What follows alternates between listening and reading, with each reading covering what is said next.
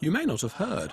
There haven't been many fanfares, but here in Westminster Abbey, they're in the middle of restoring one of the wonders of medieval England. They've let me in for a site inspection, as long as I promise to take my shoes off before heading into the sacred heart of the Abbey to see this. Now, this is the Cosmati pavement, created in 1268. It's one of the great, rather neglected treasures of the whole British art tradition. In the 13th century, wonderful floors like this were the pride and joy of churches all across Christian Rome. But here in Westminster Abbey, we've got by far the finest surviving example north of the Alps. But it's no mere decoration, because for the king who commissioned it and for his people, this was, so to speak, an X marks the spot. Here, this circle at the centre of the pavement marks the absolute ceremonial and sacred epicentre of the nation. First, a little history. Westminster Abbey was the crowning glory of the reign of King Henry III, who wanted to create a building to match the great French Gothic cathedrals of Amiens, Chartres and Reims. Every good cathedral needed a holy relic, so Henry interred the bones of the saintly Edward the Confessor in this magnificent shrine. You can still just see what remains of the lavish ornamentation done by Cosmati craftsmen.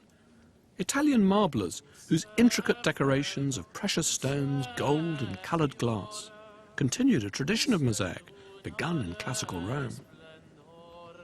But the Cosmati mosaic on this shrine is smaller in scale and less ambitious than the great Cosmati masterpiece that Henry commissioned to lie in front of the Abbey's high altar.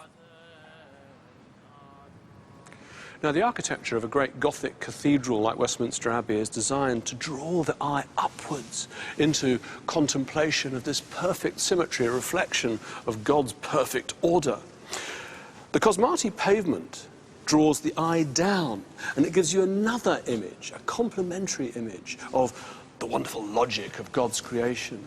And that's really the meaning that's embedded in all these beautiful patterns and circles.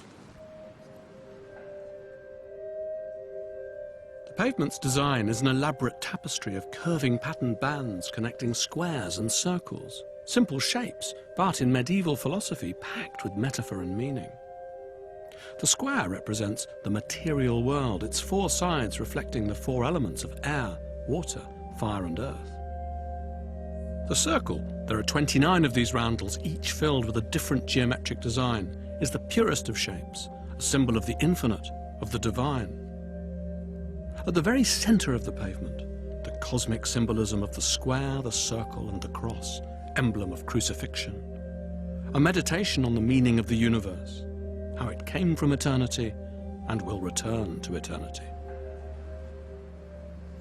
Now, we're constantly led to believe that science and religion pull in opposite directions, but here, in this wonderful floor, you can see exactly how, to the medieval mind, to understand geometry, to understand science, to understand the beautiful patterns of mathematics, was to get dim glimmerings of the ultimate logic of God's intelligent design.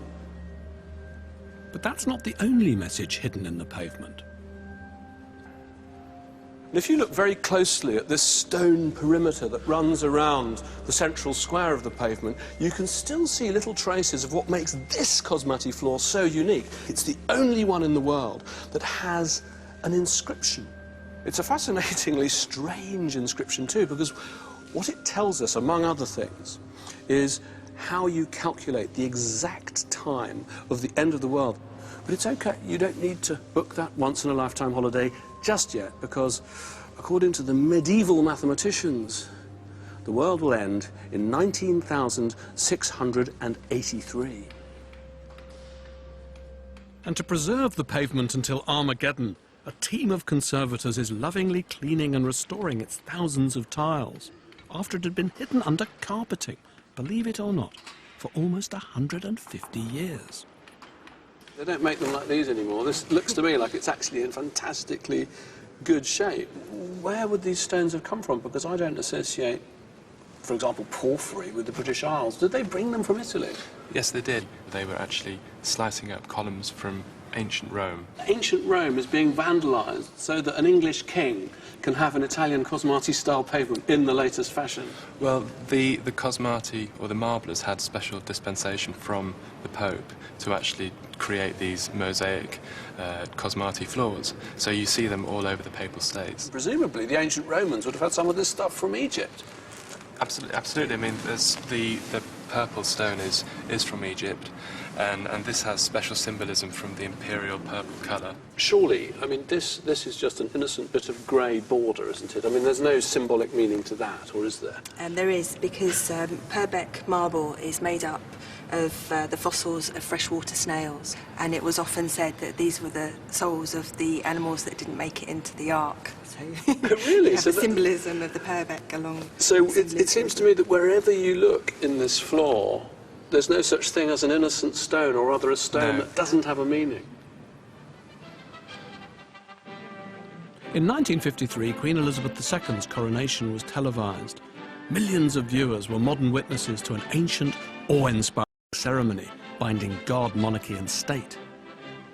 The exact site of the coronation linked the future with the past because, according to ancient tradition, the throne was placed directly above the very centre of the Cosmati pavement. Although no one could see, it was hidden from view under a dull carpet. Only now that the carpet is gone does the logic of that time-honoured protocol shine forth. I think of this central disc of onyx that almost looks like an image of the Earth from outer space, surrounded by clouds. I think of it as the magical centre of the whole pavement. And it's also the symbolic centre because for centuries, 750 years, every English king and every English queen has been crowned on this spot, have been anointed as God's representative on earth to rule this nation. And it sends a shiver up your spine when you think, Henry VIII was crowned here, Elizabeth I was crowned here, the ill-fated Charles I. There are so many ghosts here. I sense in this floor the coming together of many different civilizations, ancient Rome, ancient Greece, but also the influence of Byzantium and even of Islamic religious pattern making. There's so much history, and I think there's an echo of this beautiful floor in a wonderful line from Shakespeare, who wrote, "The floor of heaven is thick inlaid with patterns of bright gold." Because he goes on to say that every circle sings like an angel. And when I look at this floor, that's what I think of. I think of a wonderful medieval piece of music, but sung not with a human voice, but with the patterns of stone.